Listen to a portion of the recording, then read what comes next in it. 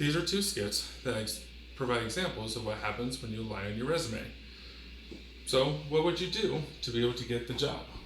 What would you do to be able to gain the education, to be able to have the means and knowledge to be able to do the job? Would you possibly commute an extra hour to be able to get to that job that you absolutely love? Possibly even relocate to a different state. 72% of Americans reported that they lied on their resume at one point in time. That's quite a lot. So, is it fair to assume that we should all just be lying on our resumes to be able to get the job that we want? And if so, is that the way that things should be? What ethical line are we willing to cross or should cross when it comes to our career? This isn't a black and white statement where, yes, we should always be moral, or yes, we should always do the correct thing every single time, because life is a lot more complicated than that. But Business Insider, in their infinite wisdom, decided to be able to post an opinion article that delved into this. The woman that was within this article, she was a stay-at-home mom for about 18 months during the COVID-19 pandemic. And after, she went back into the workforce after that 18 months, and for her first job that she interviewed at, she lied on her resume. She didn't want to explain the gap during that time, and so she created a company, created a name and everything, and put on her resume that she worked there for those 18 months while she was taking care of her daughter and doing the business work on the side. To further explain that, she also didn't question it. When HR didn't ask about the company or seek extra information, she just went along with it. To further add to that, she also put on her resume that she knew the different softwares and programs that the company uses, even though she didn't.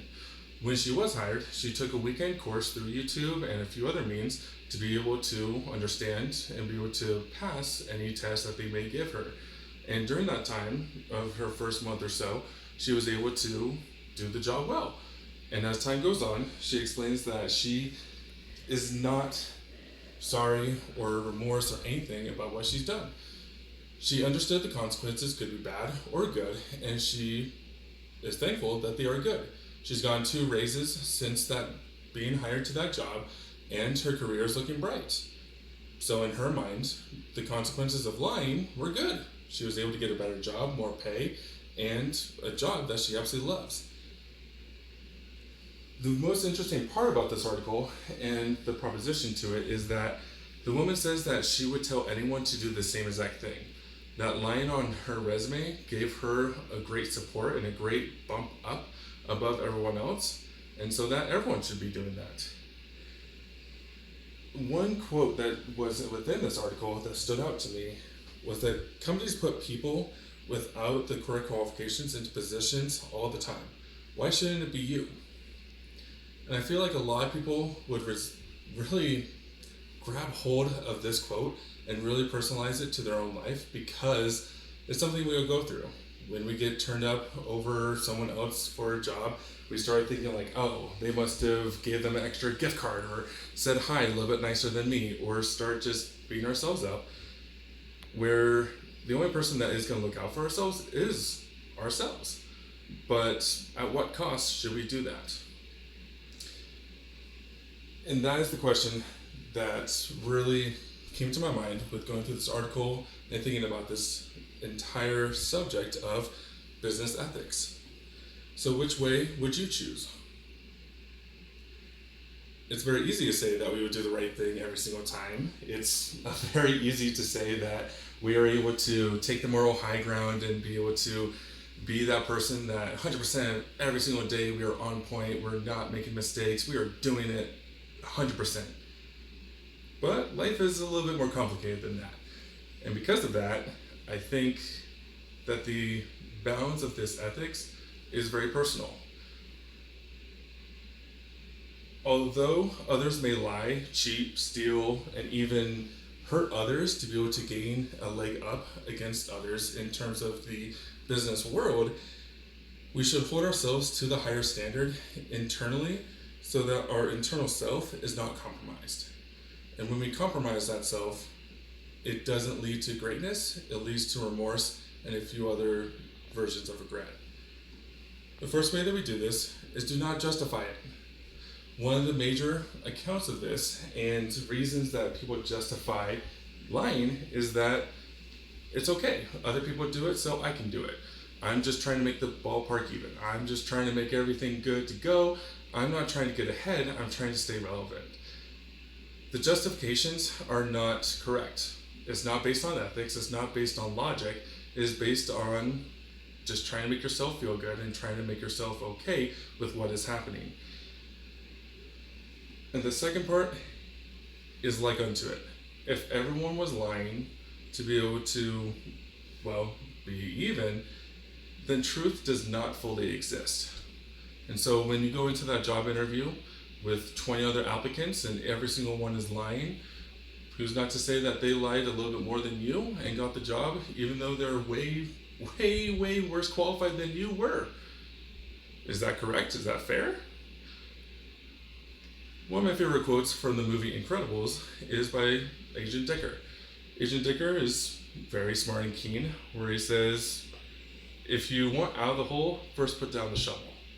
When you start lying, you dig yourself into that big, big hole, and the only way to get yourself out is by telling the truth. So how far down do you want to dig? Every single time someone asks you, hey, can you do this report and be able to make a presentation for it based on the new program? And you say, oh yeah, I've done that millions of times. I can do that in my sleep. And the reality is, what program? Wait, there's a program that we use? How are you able to come back from that when it's due date and you haven't really been able to get a solid presentation done, and you turn it in to your boss and they're not happy with your work? Are you going to start playing the blame game of, hey, I actually don't really know how to do this? And then the company's going to be mad and, you told us that you knew how. It's not fair to yourself or the employer to be able to have false pretenses of what you can and can't do. And the second picture, I absolutely love.